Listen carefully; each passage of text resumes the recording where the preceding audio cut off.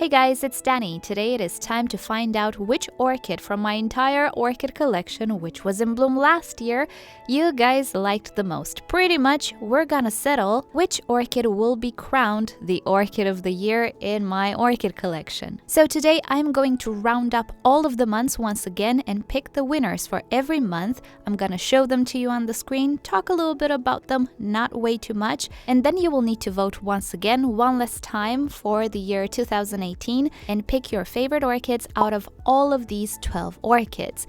And when we're gonna do orchids in bloom in January, we shall decide which one is the winner. So all you guys have to do is visit the description. You'll find the link to the straw poll, pick your favorite one, pretty much vote, and then come back to this video and leave me a comment telling me your choice and why you chose that. When we shall do the orchids in bloom in January, I will announce a surprise for a randomly chosen viewer that commented on this video choosing the winning orchid. I won't tell you more about it, you'll have to stay tuned, but yeah, do leave me a comment down below after you vote telling me why you voted like you did. Let's make this interesting. So without further ado, let's get to the winning orchids for each month of 2018.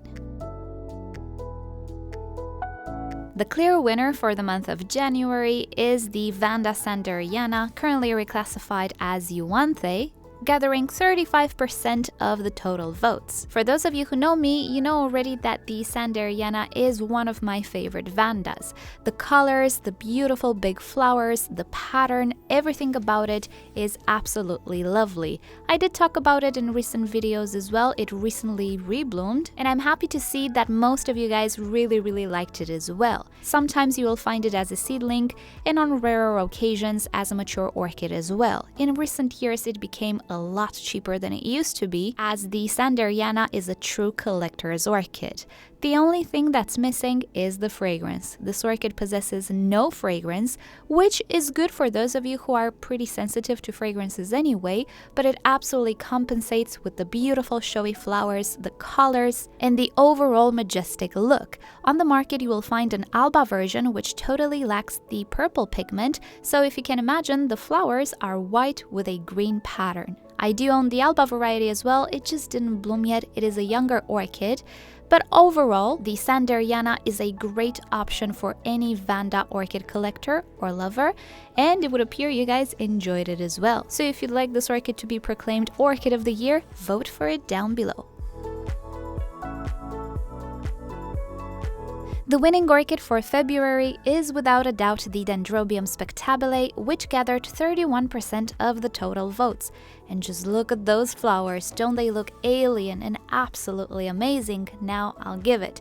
This is not your typical beautiful, classic, elegant flower. It is more of an interesting orchid, I might add. I can see how some people don't consider it beautiful, but definitely it caught your attention and you voted massively for this orchid. About the spectabile, I did talk quite recently. I included it in my easy orchid species for beginners, as it is a really easy and forgiving orchid to grow. I do also have a care tutorial for this dendrobium, so I'll link you down below to it if you're interested. This Latoria type dendrobium is quite easy to find, but again, usually you find it as a young orchid. I personally purchased it as a younger plant and I had to wait 3 years to get the first blooms, but it was absolutely worth it. If you have the same opinion, do vote for it down below. In March, we did have quite a tight score, but the winner, according to your votes, is the Phalaenopsis schilleriana, which gathered 18% of the total votes. Just like in the previous 2 months, the winner for March is a species once again, but I would like to mention that none of these orchids are obtained from the wild. You can find these orchids obtained in cultivation through propagation, so if you were worried in any way, don't be. I am not pro getting orchids from the wild. The Schilleriana is once again a collector's item, even though she is a Phalaenopsis and she is very easy to grow. The way it looks makes it a favorite amongst Phalaenopsis lovers. She has beautiful patterns on her leaves that remind a little of the mottled Paphiopedilums, and also the blooms are a beautiful lavender color and slightly fragrant. Now, I cannot say this orchid will fill up a room, but the fragrance is really subtle, beautiful, and floral. I don't think it's a hard to like fragrance. However, it doesn't always get detected. In very bright light, this orchid seems to be more fragrant than in shade. But do be careful not to burn this orchid. She is still a pretty low light orchid, so direct sunshine can easily burn the leaves. So, yet again, if you consider this should be the orchid of the year, vote for it down below. April came with a surprise, for me at least, the winner being the Ivanagara Apple Blossom. Some of you might pronounce it Iwanagara. In the end, I don't really know, I prefer calling it Ivanagara. Now, it's a surprise because it overtook the Francis Fox, which was the winner of 2017, gathering 18% of the votes.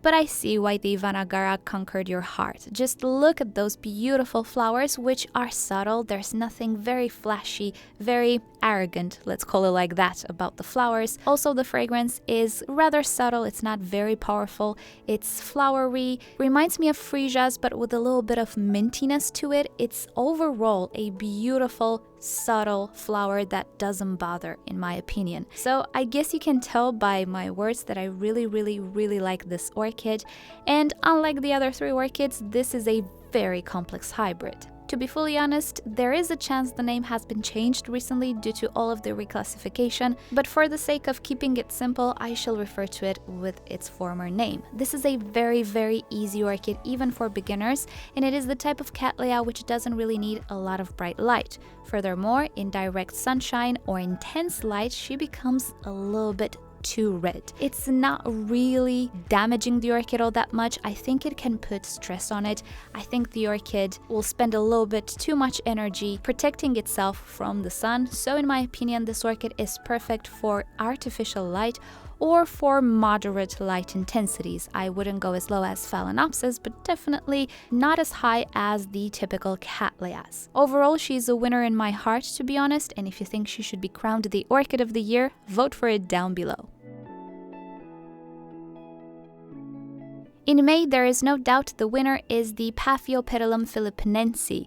This is another species. I think we can see a trend here. I didn't actually notice it until now. This orchid gathered 20% of the total votes. And if you don't know much about it, do check the description below. I will try to add some additional links about these orchids. It is a multifloral Paphiopedilum which has green leaves. Last year has been pretty good with Paphiopedilums for me, even though 2017 was horrible. But I learned from it, I applied different techniques, and it worked. The green-leaved Paphiopedilums have always done pretty okay for me, unlike the mottled-leaved ones, and the philippinense was one of the multiflorals that bloomed last year. This orchid has no fragrance, but just look at those flowers. I think we're all acquainted with the American hybrid or even the Maudier, and when we see something as different as the philippinense, it totally conquers our heart. I do really enjoy the multifloral Paphiopedilums and the paphs generally. Last year has been pretty educational for me. I do have a lot of incentive now because I did pretty good with these orchids, but definitely the multiflorals are something to have in every slipper collection. So if you consider this orchid worthy of being crowned Orchid of the Year, you have the links down below to vote for it. June has brought another surprise. The winner for June is actually a Phalaenopsis. It is the Leodoro, which doesn't really surprise me, but kinda at the same time, because we did have quite a few nice orchids that month. The Leodoro gathered 19% of the votes, and if you don't know anything about this orchid, well, learn that it is one of the most popular Phalaenopsis hybrids on the market. Now, one of its parents is actually a species, the Phalaenopsis violacea. Therefore, the Leodoro actually possesses fragrance. And not only, it also inherited the sequential blooming trait that the violacea has as well. And I personally did put this to the test, and I can tell you that yes, she is a sequential bloomer.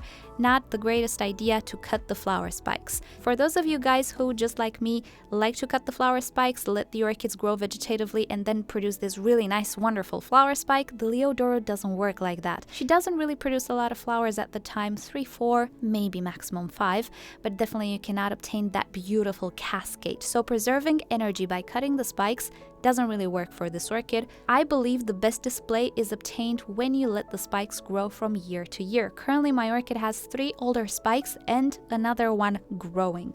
And one of the spikes branched, or 2 of them, so you can imagine the show will be very, very great. So if you do own this orchid already, which you might, don't cut the flower spikes unless the orchid is very stressed and you absolutely have to. Otherwise, don't cut them. I think you're gonna love the show. Needless to say, the fragrance is wonderful. Not everybody detects this fragrance in particular, I noticed, but there are quite a lot of people who do detect the sweetness and beautifulness of the fragrance. It's quite yummy. I hope you're one of them. But if you want to take a risk, I would definitely do so because the orchid is actually really pretty as well. July brings yet another Phalaenopsis winner, and it is the beautiful Phalaenopsis bellina, a species this time which gathered 23% of the total votes. And I agree, I absolutely love the Phalaenopsis bellina as well. Now, if you're not really acquainted with the species, or the Polychilus subgenus actually, check the description down below. I will add, of course, a link for this. The bellina is one of those classics when it comes to orchid collections. It is not known for the beautiful flower display, but for the fragrance. Of course, the flowers are absolutely fantastic. That gradient magenta is just to die for. But the fragrance is what made this orchid popular. It's really hard to explain how good it is, how yummy it is. I find it to be rather fruity. And now talking about it, I think of Skittles. So I think that says something about it. This orchid is really easy to care for as well. It does prefer lower light, but higher temperatures. When it comes to the bellina, I think you'll agree it's hard not to love her, even without the beautiful cascade of flowers. The winner for August is actually a new orchid, and what a beautiful orchid it is. This is Miltassia Lavender Kiss, which managed to gather 24% of the total votes. Now, this is one of the Oncidium intergenerics. She's actually a Brassia hybrid, and even though the name changed, the flower remained the same. Isn't that poetic? Anyway, it is a beautiful, beautiful star-shaped orchid, which reminds of the Bellaras a little bit, but at the same time of the Brassias. If you're acquainted with the spider orchids, well, that's what it reminds me of. When I first saw it for sale, I mistook it for the Shell-up Tolkien, which looks very, very similar, but if you look at the details, you will notice the differences. It is actually a very, very similar orchid. I will not deny that. Fragrance-wise, it is peppery, just like the Shell-up, but it has something that makes it, in my opinion, just a little bit better. Maybe it has more purple, I don't know. Not much to say about it. It takes the same care as Brassias or intergenerics usually. She likes a lot of moisture, bright light, all of that good stuff that Oncidium intergenerics like as well. However, it is quite a big plant, not very suited for small spaces. I would rather go with the twinkles, but if you have the space, oh my goodness, isn't she a beauty? September's winner is a Cattleya type, and this is a hybrid. I don't think it has a proper name. It is the BC Hippodamia crossed with Cattleya Eclandiae. She gathered 25% of the total votes, and I initially purchased this orchid as Cattleya Hippodamia or BC Hippodamia. I don't think it is, judging by the pictures on the internet. I think she is the hybrid crossed back with one of its parents, with the Eclandiae. Whatever the case might be, this is a pretty tiny orchid in comparison to other Cattleyas. I would say a medium-sized Cattleya. Very unruly, she has a weird growth pattern, again in comparison to other Cattleyas, but the flowers are superb. They're very, very big for how big the actual orchid is, and they are slightly fragrant as well. They have a sweet fragrance, nothing that can fill up a room, so don't worry about that. But definitely it is there. The thing that is most spectacular with this orchid is the pattern on the flower. You can see it looks very, very wild with those spotted petals and sepals. And then there's that broad lip with its magenta gradient pattern. This is the first time it blooms on its own for me. When I purchased it a year and a half ago, it already had some buds. It really enjoyed being outside on my terrace, so hopefully this year, this summer, will bring even more flowers. Currently has 2 directions of growth, but I do believe she's one of the candidates for trying to promote multiple growths. Stay tuned, but in the meantime, vote for this orchid if you want it to be Orchid of the Year. I'm really happy about the winner of October because October is the month I was born in, my favorite flower color is orange, and the winner for October is Cattleya Cattleya Chester. Clear winner here, it gathered 24% of the total votes. And just look at that little flower. Isn't it the most intense orange you've ever seen? It is actually really beautiful. In reality as well, it's very intense. Now again, it's one of those orchids which has been reclassified. I will mention that it has a Sophronides in its parentage. That will tell some of you something. Therefore, it is an orchid which doesn't really like too much heat, at least it didn't look like it preferred a lot of heat for me. I kept it in the grow space and it did perfectly fine. It is also one of those smaller stature Cattleyas, an intermediate size, not really a miniature. Definitely very suited for small spaces, and at least for me, it didn't require as much light as other Cattleyas to bloom well. This is the first time this orchid blooms for me and the first bloom of its life, and I'm happy to say that the blooms were almost perfect. We had a little kink there in the flower spike, but that's okay.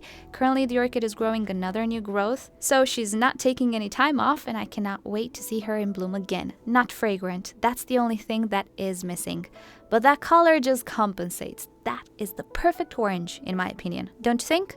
If you think so, vote for this orchid down below. November brings a winner which I have for a long time, and I also love. The winner is the Bulbophyllum Elizabeth Ann Buckleberry, which gathered a whopping 29% of the total votes. I'm so happy. This is a beautiful flower, which does not actually look like a flower.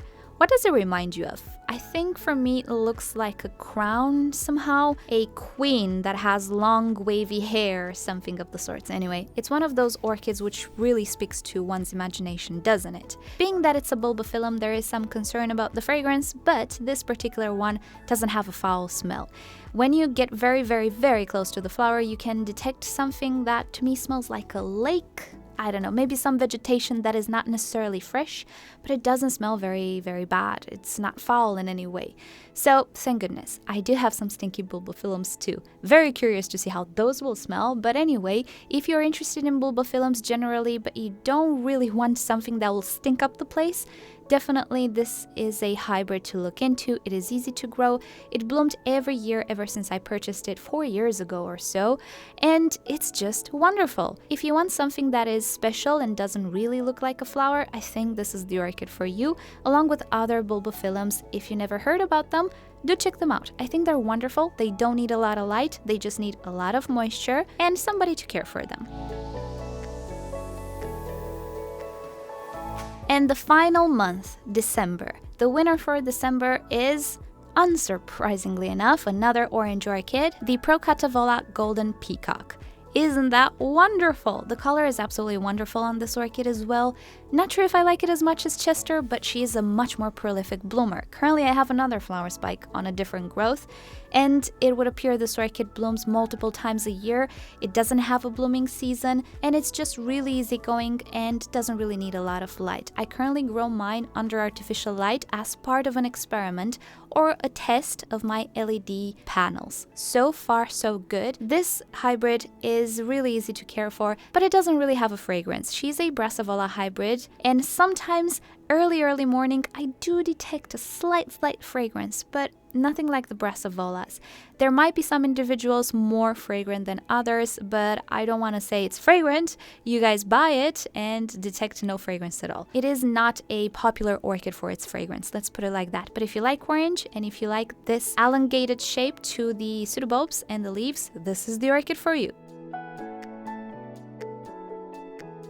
And these have been all the monthly winners of 2018. Now it is time to vote. So expand the description, find the straw poll link. It should be right when you expand it. Vote and then come back and leave me a comment.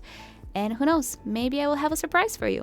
Alrighty guys, thank you so much for watching this video. Hope this was fun. It's really fun for me to hold a contest. I think I should have been a presenter in a different life. I don't know why. I like to present stuff. Oh, imagine me on Who Wants to Be a Millionaire. And now for the $1 million question. Will it blend? Alrighty guys, so thank you for watching. You know the drill, like or dislike this video, subscribe down below for more orchid videos, Q&As and other fun orchid subjects. And if you like YouTube to notify you whenever I upload a new video, hopefully, just turn on notifications for my channel. Also, if you're interested in my setup and other aspects of my environment, do expand the description. Everything is there, my friends. With that said, I'll see you guys next time. Bye!